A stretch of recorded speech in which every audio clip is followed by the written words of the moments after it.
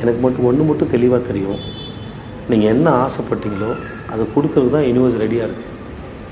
உங்களுக்கு அது வரலன்னா உங்கள்கிட்ட தான் பிரச்சனை.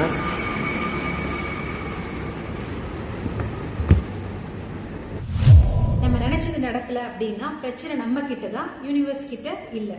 நமக்கு என்ன வேணும் அப்படின்றது நம்ம கம்மியா மேனிஃபெஸ்ட் பண்றோம். நமக்கு என்ன வேண்டாம் அப்படிங்கிறது நம்ம அதிகமா நம்மள அறியாமே ஒரு விழிப்பு நிலையில இல்லாததுனால அதிகமா நம்ம மேனிஃபெஸ்ட் பண்ணிட்டு இருக்கோம்.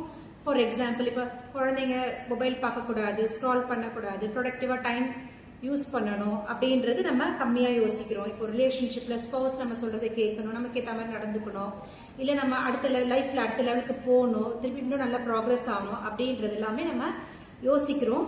ஆனா கம்மியா யோசிக்கிறோம், கம்மியா மேனிஃபெஸ்ட் பண்றோம்.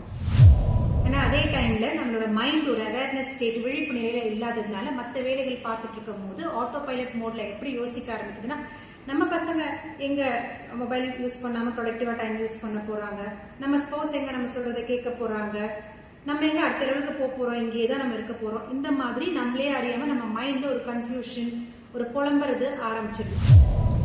ஸோ இதனால தான் நமக்கு லைஃப்ல எல்லாமே தள்ளி போயிட்டே இருக்கு. ஏன்னா நம்மளே அறியாம நம்ம மைண்ட் வந்து நெகட்டிவா மேனிஃபெஸ்ட் ஆகிட்டே இருக்கு.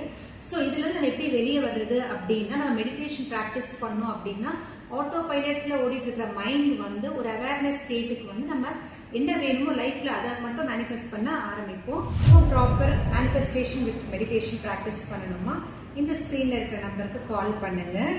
Always think what should happen, don't think what should not happen.